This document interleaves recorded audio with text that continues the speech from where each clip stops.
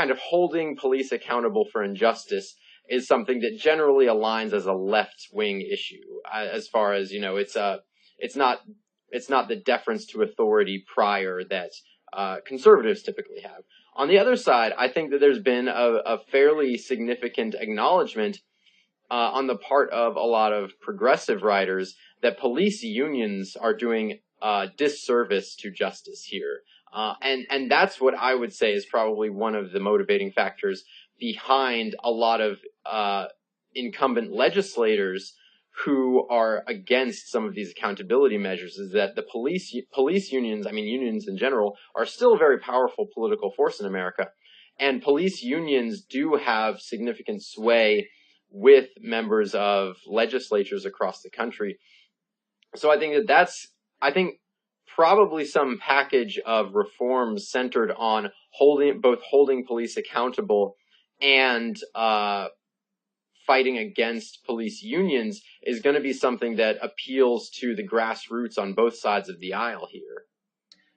Absolutely. And if you look at the Eric Garner, video footage, if you look at like what his, and we at Reason wrote a little article, about his last words, like it really struck me as sort of a conservative, like it could be, like a Tea Party message even. He was saying, you keep pushing me around, please stop. I'm not doing anything. I can't breathe. And then they killed him for it.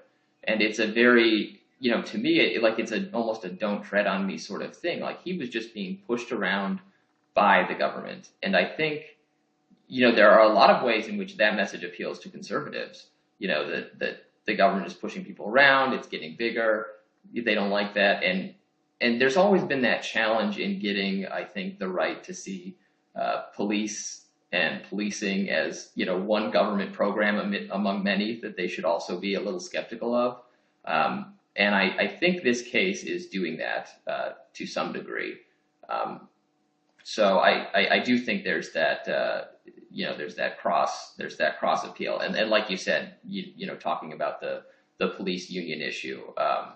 Which is sort of, I think, been historically a tough sell for the left because they're so pro-union, but you have been seeing, you're right. I think I saw in Jacobin something about how police unions have been very, very, very bad for progressive causes. So I think there is an admitting truth moment happening there on both sides, hopefully, and that you would actually get some support for some of these things because of that.